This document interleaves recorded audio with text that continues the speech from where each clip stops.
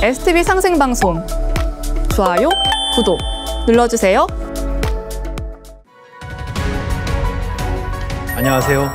역사 뒤집어보기 역설의 박찬하입니다. 오늘 이 시간에는 경농과 의학의 시조인 염제 신농시에 대해서 발표해 보도록 하겠습니다. 중국은 자신들의 뿌리를 황제라고 합니다. 그래서 중국 사람들은 황제 자손이다, 이렇게 이야기를 하고 있습니다. 그런데 최근에는 뭐라고 하냐면은 염황 자손이라고 합니다. 염제와 황제의 자손이라고 이렇게 하는 건데요. 여기에 염제 신농시가 포함이 되어 있습니다. 염황 자손, 중국 문화를 소개를 할 때 이제 염황 자손이라고 한다는 그런 그림입니다. 염황 자손 화하족, 중국 문화를 소개할 때 염황 자손이 바로 화하족이다 라고 하는 뜻으로 소개를 하고 있는 것이죠.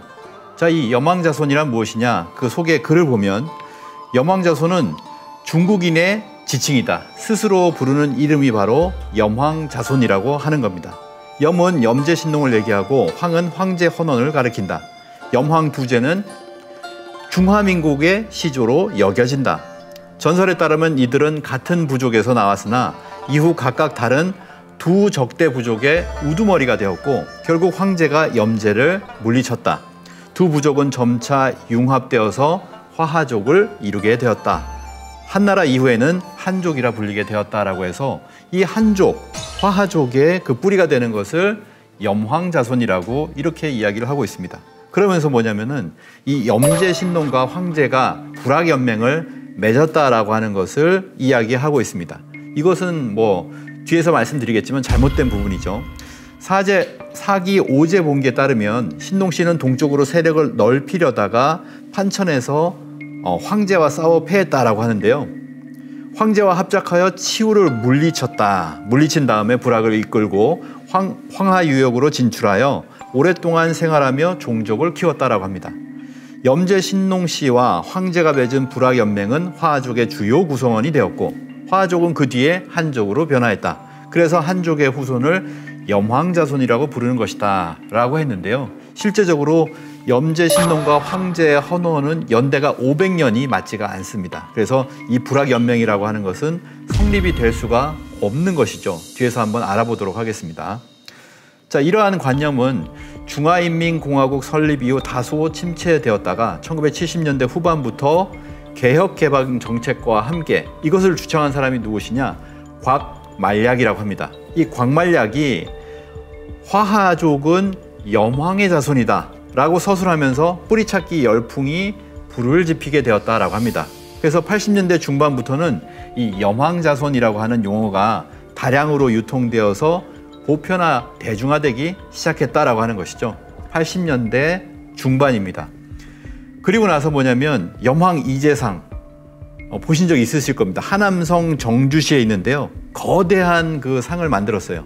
큰 바의 얼굴을 만든 거죠.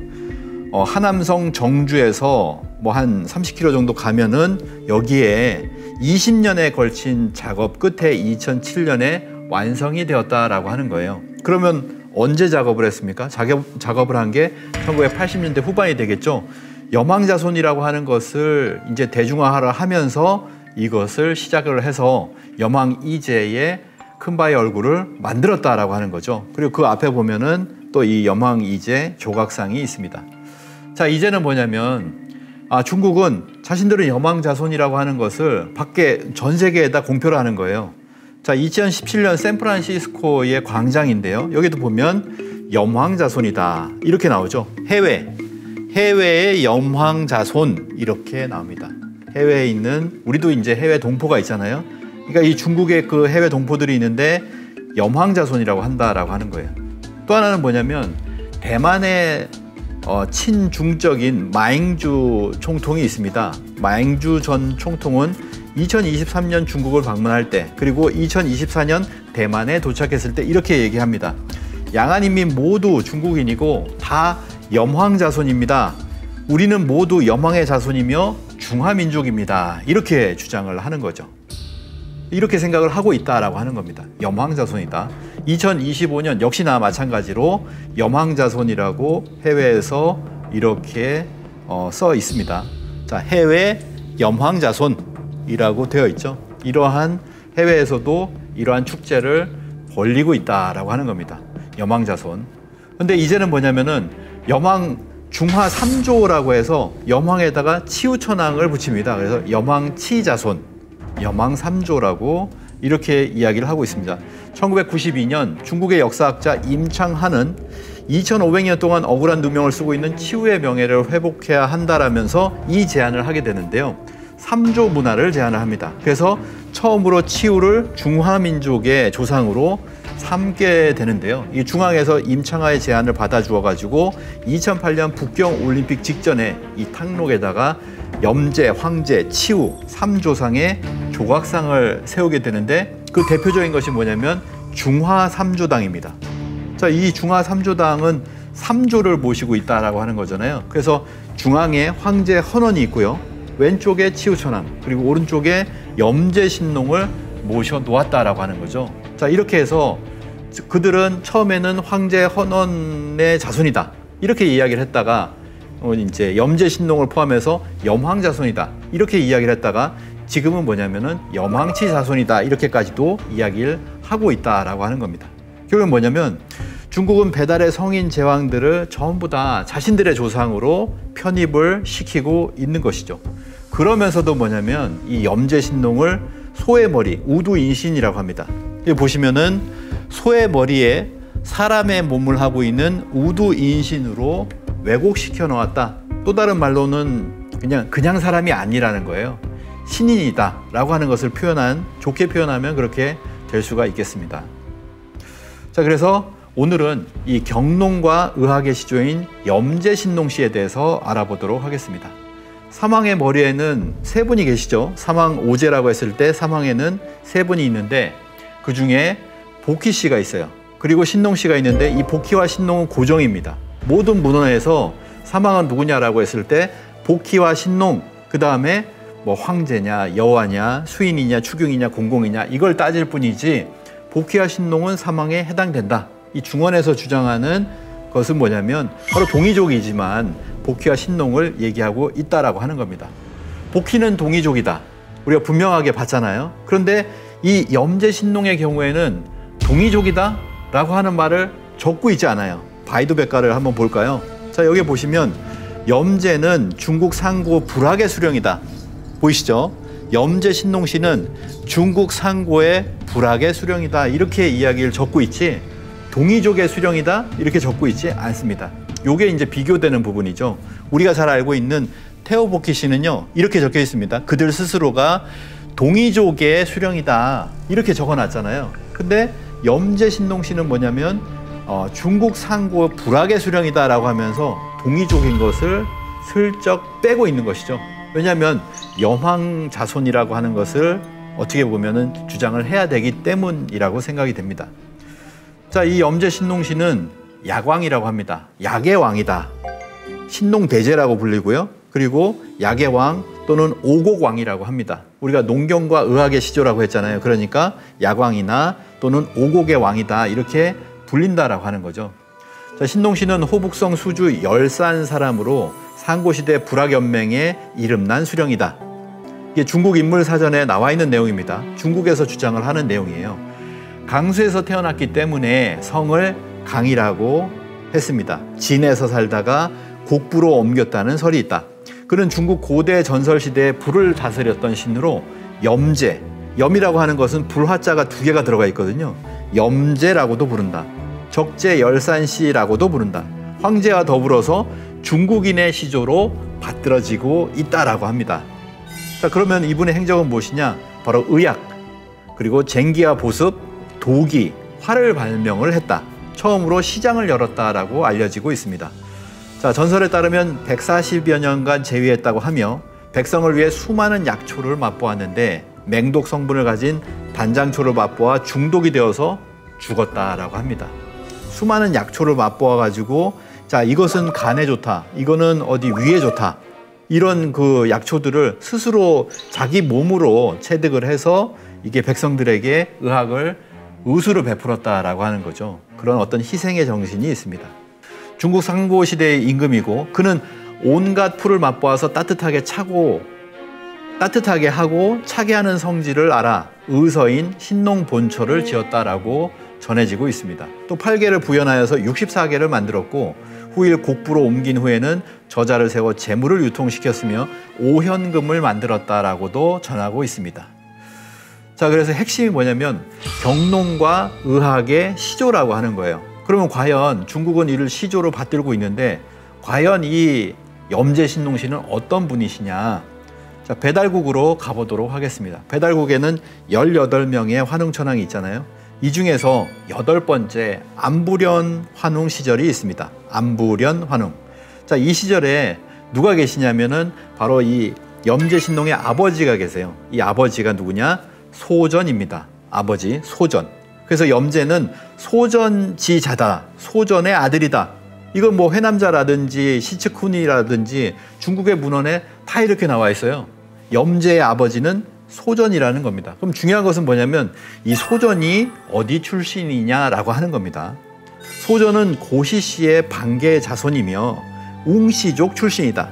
소전은 안부련 환웅의 신하이자 보셨죠? 8대 안부련 환웅의 신하이자 유흥국의 군주였다라고 하는 그런 기록이 남아 있습니다.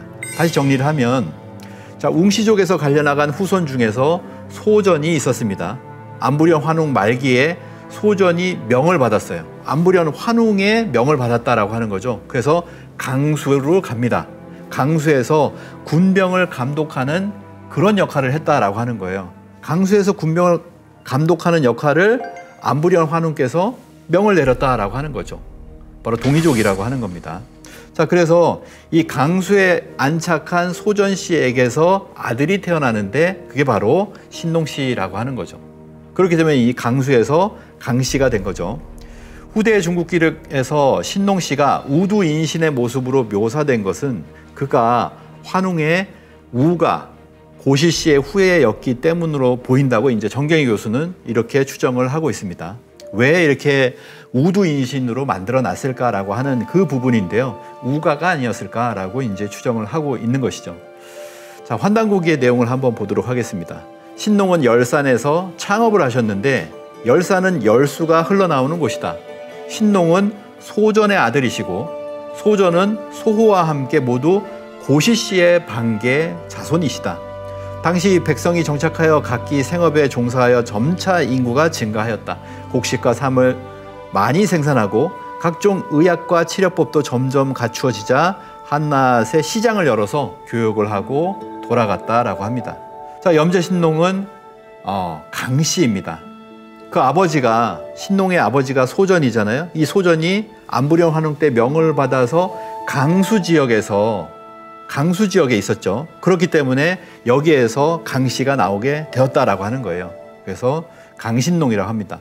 중국 고금 성씨 사전에 의하면 신농은 강수에 살았다. 아버지가 그쪽으로 갔잖아요. 그래서 강수에 살 수밖에 없었죠. 강수에 살았다. 강수에서 태어난 것이죠. 성이 되는 원인이 되었다. 염제는 강수에서 태어나고 이것으로서 성을 삼게 되었습니다. 신농이 강수에 살면서 이로써 성이 생기게 되는 것인데요. 그 이전에 성이 있었잖아요. 태어복기시에 풍씨가 있었는데 어떻게 이로써 성이 이제 생기느냐라고 하는 것입니다. 증산도 도전에 보면은 이런 이야기가 있는데요. 세상의 성으로 풍가가 먼저 났으나 전하여 오지 못하고 다만 사람의 몸에 들어서 최상의 칭호로 쓰이게 되었다. 우리가 저 사람은 이제 풍채가 좋다라는 얘기 많이 하잖아요. 풍신, 풍채, 풍골 등으로 일컫게 되었을 뿐인데 그건 뭐냐면은 이 풍가가 먼저 났지만은 15대가 지나서 맥이 끊겨버렸습니다. 끊겨버려서 이제는 뭐냐 풍신 좋다, 풍채 좋다라고 하는 그 말로만 남아있다라고 하는 거예요. 그 다음에 강가가 났으니 강가가 곧 성의 뿌리가 되는 것이다 라고 하는 겁니다. 그래서 바로 염제신농 씨가 강씨가 되고 강씨가 뿌리가 된다라고 하는 거죠. 다음에 이제 농경의 시조가 됩니다. 신농이 절기에 따라서 땅의 이로움을 분간하고 농기구를 제작을 해요. 농기구를 제작해서 농사 짓는 법을 처음으로 가르쳤기 때문에 사람들은 그를 신농씨라고 부르며 농업의 시조로 추앙하기 시작하였습니다. 자, 회남자에 의하면 신농씨가 오곡의 파종법을 가르치려고 할 무렵에 하늘에서 수많은 씨앗이 비처럼 쏟아져 내렸다라고 합니다. 그는 그 씨앗들을 모아서 땅에 심었는데 이것이 인류가 먹는 오곡의 시초가 되었다는 것입니다. 그래서 그를 뭐라고 하냐면 오곡왕이다. 아까 말씀드렸죠. 오곡왕이라고 이렇게 했다라고 하는 거예요. 농경의 시조다. 또 하나는 뭐냐면 의학의 시조입니다. 소전의 아들 신농은 온갖 풀을 맛보아 약을 만들었다라고 하는 거죠. 회남자를 보시면 회남자에는 신농은 일찍이 온갖 풀을 맛보고 물맛이 단가 쓴가를 알아보아서 백성들로 하여금 알고 피할 수 있게 했다라고 하는 겁니다. 그래서 하루에 70번씩 중독이 되었다. 이거는 뭐냐면 맛보다 보면 풀을 맛보다 보면 독초를 만나잖아요. 그러면은 그 독에 중독이 되는 거죠. 하루에 70번씩 중독이 되었다가 회복이 되고 하면서 이거는 나쁜 풀이네, 이거는 약에 좋네 라고 하는 것을 분간을 이렇게 하는 자기 몸을 희생을 해 가면서 이렇게 의학의 시조가 된 것입니다. 자, 현재 산서성 태원시의 신부강에는 신농이 약초를 맛보던 전설상의 또 솥이 남아있다라고 합니다. 그리고 신농 본처경이라고 하죠. 이 본처경은 원전이 소실되었고 지난 때에 지어졌던 것으로 추정이 되고 있습니다.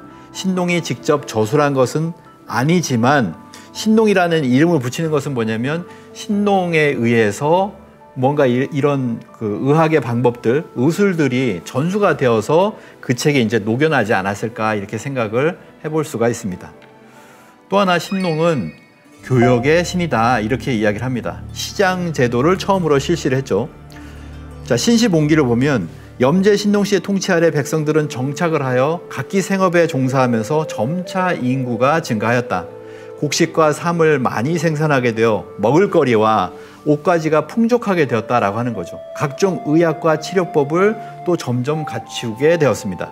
자, 염제는 시장 제도를 처음으로 실시를 하였다라고 하는 겁니다. 아니, 곡식과 삶이 많이 생산이 되잖아요. 옷가지가 풍족하게 되었어요. 그러면은 그것을 서로가 나누어야 되는 거죠. 그래서 시장 제도를 처음으로 실시하게 되었다라고 하는 겁니다. 자, 정리를 하면 주역 회남자, 제왕세기, 신농 본초경, 죽석인연, 풍속연의 등 그의 기록들을 종합을 해보면 쟁기를 발명하여 경작만 가르친 것이 아니고 100가지 풀의 맛을 보아 차와 약의 효능을 발견하여 질병을 치료하였습니다. 그래서 그를 또 차의 시조라고 이렇게 이야기를 합니다. 차의 시조죠. 그리고 암화포, 도자기, 악기, 활과 화살 등을 만들었으며 남는 물건을 교환하러 처음으로 시장을 열게 되었다라고 하는 겁니다. 자, 신농씨가 농사짓는 법과 의술로 천하만세를 윤택하게 하였다. 신농씨가 온갖 풀을 맛보아 의약을 짓고 농사짓는 법과 백곡을 정함으로써 천하가 그 은혜를 입었다라고 하는 거죠. 그 은택을 입어왔으나 그 공덕을 앙모하여 보답하지 않고 간혹 의원가의 신농유업이라고 써붙일 뿐이었다. 신농의 업을 받았다라고 하는 거예요. 신농의 업은 뭡니까? 농경과 의학이죠. 그래서 한의원에 가면 되게 이 신농씨의 초상화가 예전에는 걸려 있었습니다. 옛날 한의원에는 한의원이라고 쓰지 않고요. 그냥 신농유업이라고 썼어요. 그게 바로 한의원입니다. 신농의 업을 받은 사람들이라는 거죠. 그런 의원이라는 겁니다. 옛날 약방 사진을 보면 뭐라고 되어 있습니까? 신농유업이라고 되어 있겠죠. 신농유업이라고 되어 있는 곳이 바로 그런 한의원을 역할을 했다라고 하는 겁니다. 자, 중국의 신농 관련 유적을 한번 알아보도록 하겠습니다. 중국 하남성에 신의 산이 있는데요. 신농의 모습이 뿔을 하고 있잖아요. 그런 뿔을 하고 있는 모습이고, 그리고 거대한 그런 상을 이렇게 모셔놨습니다. 그리고 신농산도 이렇게 있고요. 중국 호북성에 가면 신농가 제단이 있습니다. 역시나 큰 뿔을 하고 있는 그런 모습이고, 계단을 타고 이렇게 쭉 올라가면 신농씨의 모습을 볼 수가 있고요. 소머리를 갖다가 또 이렇게 올려놓은 그런 제단의 모습을 하고 있습니다. 자, 호북성 수주시의 여산진을 가면 여기에도 신농사당이 있습니다. 사당 정원에 신농씨 동상을 이렇게 보실 수가 있고요. 또 호북성뿐만 아니라 호남성을 가면 그 주주시에 염능현, 염제릉이 거대한 그 릉이 있습니다. 염제 신농의 사당이 있어서 섬서성 보게시 시민들은 매년 정월 11일과 7월 7일에 신농시에게 제를 지냈다라고 합니다. 섬서성 보게시입니다.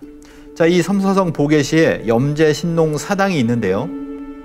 당나라 때 세운 사당이다. 사당 남쪽에는 상향산이 있으며 이 상향산 위에 염제릉이 있습니다. 보게 시민들은 정월 11일, 7월 7일에 신농에게 제를 지냈다라고 하는 것이고요. 우측에 보시면 그 신농의 상이 있습니다. 섬서성 보게시에 또한 염제릉이 있죠. 자, 대만을 한번 가보도록 하겠습니다. 대만의 신농 유적들이 있는데요. 몇 가지만 보시면 대만의 사림에 신농궁이 있습니다. 신농궁의 모습이고요. 그리고 대만 мя오리현 준안진 오구궁에 높이가 거의 50m가 되는 신농대왕의 동상이 있습니다. 손에는 오곡을 이렇게 쥐고 있죠. 그런 모습을 하고 있습니다. 자, 우리나라의 신농시의 흔적을 한번 보도록 하겠습니다. 고구려 벽화를 보면요, 오회분 5호묘에 그려진 신농시의 모습인데요. 신농시는 역시나 소의 머리를 하고 있는 그런 모습을 하고 있습니다. 서울 동대문구를 가면 선농단이 있는데요. 이 선농단은 뭐냐면 신농시와 후직시를 중심으로 조선시대 임금들이 풍년을 기원하면서 제사를 지냈던 그런 제단입니다. 여기에서 제사를 지내는 것을 선농제라고 합니다. 대부분의 조선의 왕들은 이 선농제에는 직접 참여를 하지는 않습니다. 향과 충문을 이렇게 전해주면 그거를 대신 이제 신하가 가서 그 향을 꽂고 충문을 읽는 것이죠. 근데 이제 구대왕이 되었던 성종은 동대문 밖에 선농단에 나가서 몸소 제를 지냈다라고 합니다. 그리고 우리가 잘 좋아하는 설렁탕이 있잖아요. 설렁탕은 어디서 유래를 했냐면 바로 선농제를 지내고 나서 먹는 탕, 선농탕에서 유래를 했다라고 하는 그 유래설이 이렇게 전해지고 있습니다. 자, 공주시 우성면 상서리를 가면 정월 대보름을 맞아서 이제 신농제를 봉행한다고 합니다. 여기 보시면은 신농의 모습인데요. 이렇게 신농의 모습을 세워놓고서 여기서 제를 지내는 것이죠. 그래서 이 상서리 주민들은 정월 대보름날이 되면은 신농 성제에게 10여 년 전부터 매년 예를 올리고 있다라고 합니다. 근데 실제로 정월 대보름은 신농시의 날이라고 이렇게 전해지고 있어요. 그래서 공주에서는 그 날을 맞이해서 신농시에게 제를 지내고 있다라고 하는 것이죠. 자, 그리고 좀 전에 보셨지만 한의원에 가면 신농시의 초상화가 걸려 있고 신농유업이라고 이렇게 썼습니다. 근데 이것은 뭐냐면 신농의 업이라고 하는 것은 두 가지입니다. 하나는 의학이고요. 하나는 농경입니다. 그래서 충남 논산시 상월면에 가면 이렇게 신농유업이라고 하는 깃발이 있습니다. 이거 한의원일까? 아니죠. 한의원이 아니고 농경에 해당이 되는 겁니다. 그래서 농기라고 합니다. 농기. 마을에 이런 농기가 있는데 농기에 신농유업이라고 써 있습니다. 농사신인 신농씨를 지칭하는 신농과 그가 남긴 업이다라고 해서 유업이다라고 하는 것이 쓰여져 있습니다. 자, 그래서 농사를 할 때 이때 뭐냐면은 신농유업이라고 하는 농기를 앞세우고 그 다음에 이제 뭐 이렇게 음악 제를 지내는 그런 축제를 벌리는 그런 모습을 우리가 볼 수가 있습니다. 자, 이렇게 신농이 있었는데요. 신농의 나라가 있습니다. 이걸 그냥 보통 신농국이라고 이렇게 이야기를 합니다. 자, 이 신농국에 관한 기록이 있는데요. 자, 신농은 안부련 환웅 때의 인물이라고 했잖아요. 근데 안부련 환웅 때부터 이렇게 쭉 이어서 9대 양운 환웅, 그 다음에 10대 갈고 환웅이 있습니다. 이 갈고 환웅 때 보면은 신농국에 관한 기록이 남아 있습니다. 자, 사만비기에 다음과 같이 기록이 되어 있습니다. 복희께서 서쪽 변방의 봉함을 받아 직책에 정성을 다하시니 무기를 쓰지 않고도 그 지역 백성이 감화되어 따랐다. 수인씨를 대신하여 영토 밖까지 호령하였다. 자, 후에 갈고 환웅, 10세 갈고 환웅께서 신농의 나라, 신농국이 있어요. 신농국과 국경을 정하시니 공상의 동쪽이 우리 땅으로 귀속되었다라고 합니다. 그럼 뭐냐면 공상의 동쪽은 갈고 환웅의 땅이라고 하는 거예요. 그러면 공상의 서쪽은 신농국입니다. 신농의 나라가 있었다라고 하는 거죠. 신농의 나라가 있었다라고 하는 것을 이 사만비기의 기록을 통해서도 알 수가 있습니다. 자, 기원 제61권 속집에 보면 이렇게 나와 있습니다. 신농시는 본래 열산에서 일어났기 때문에 좌전에서는 열산씨라고 일컬었다. 이 열산씨의 아들은 이름이 주인이 여산씨이다. 그러면서 뭐라고 하냐면 이 신농시는 8세가 전해진다라고 하는 거예요. 우리가 환웅천왕의 배달국은 18세가 전해지지 않습니까? 근데 신농시는 8분의 염제가 있었다라고 하는 겁니다.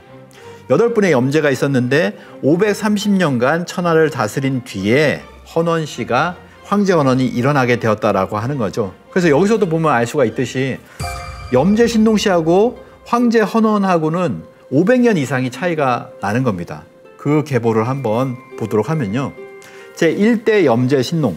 자, 이렇게 나오잖아요. 1대 염제 신농, 2대 염제 신농 이렇게 나옵니다. 쭉 해서 8대까지 염제 신농이라고 이렇게 세호를 붙이기도 하지만 그 활동 지역이 다 다르잖아요. 그래서 전부 다 뭐가 있냐면은 섬서성 보계로부터 해서 쭉 이 지역에는 염제묘가 있습니다. 그러면 그 염제묘가 전부 다 염제 신농시일까? 그게 아닌 거죠. 이것만 보더라도 알 수가 있겠죠. 전부 다 염제 신농시라고 했다라고 하는 겁니다. 근데 실제적인 명칭은 뭐냐?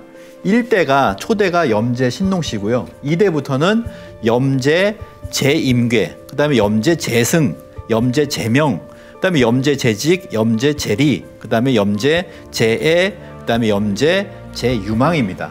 그래서 임계, 승명, 직, 리, 애, 유망이라고 하는 황제가 있었다라고 하는 거죠. 그래서 그것이 530년을 지속이 되었다라고 하는 겁니다. 자, 제4대는 제명이라고 하는데요. 제명. 자, 이분이 누구냐? 제4대인데요. 신농시에서부터 제4대 제명인데 이 제명을 베트남에서는 대밍이라고 부르죠. 대밍. 대밍이 누구냐? 바로 제명입니다. 제임계, 제승, 제명이죠. 제4대의 황제가 되는데 여기서부터 누가 나오냐면 북부 지역은 중국이 통치하는데 대응이라고 하고요. 남부 지역은 베트남이 통치를 하는데 록둑이라고 합니다. 베트남의 건국 신화가 어디서부터 비롯되냐? 바로 신농시로부터 시작이 된다라고 하는 거예요. 신농시의 3대 후손은 제명, 즉 대밍이 있었는데 대밍은 아들인 대응이를 낳고 남쪽으로 순방하던 중에 부띠엔이라는 여인을 만나서 사랑을 나눠서 배다른 아들인 록둑을 얻게 된다. 이렇게 됩니다.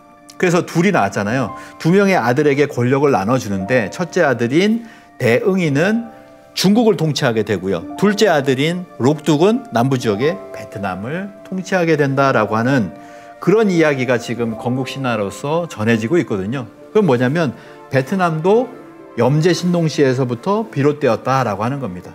자, 그래서 염제 신농시의 후손들은 이 강씨를 비롯해서 250여 개의 성씨가 나왔다라고 합니다.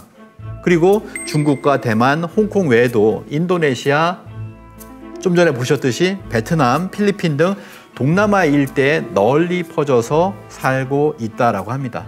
자, 이렇게 해서 제임계, 제승, 제명 지났죠. 제직, 제리, 제에서 마지막이 누구냐면 제유망입니다. 유망이 나오는데요. 자, 사기에 보면 이렇게 나옵니다.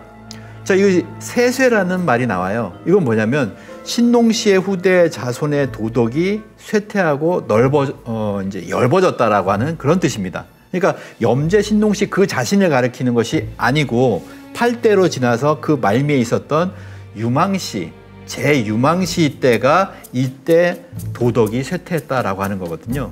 그리고 도덕이 쇠퇴하고 엷어졌다라고 하는 그 뜻입니다. 그래서 치우천왕의 제위 초기가 되는데요. 이때 신농국이 8대 유망에 이르러서 쇠퇴의 길을 걸으니까 어떻습니까? 치우천왕이 서방으로 출정을 하는 겁니다. 그러면서 산동성, 강소성, 안희성 등을 배달의 영토로 흡수하게 되는 그런 상황이 벌어지게 된다라고 하는 거죠. 그래서 처음에 말씀드렸던 것처럼 염제 신농과 황제가 이때 불화연맹을 맺었다. 그러면서 염황자손이다라고 하는 것은 맞지가 않는 얘기다라고 하는 것을 말씀을 드립니다. 자, 염제 신농씨는 배달국 8대 안보련 환웅 때의 인물로서 고시 씨의 반계 후손인 소전 씨의 아들입니다. 그는 인류 최초로 농사를 체계화하고 백초를 몸소 맛보면서 의학의 길을 열었습니다. 그는 농사의 신이자 의술의 신이 되었습니다.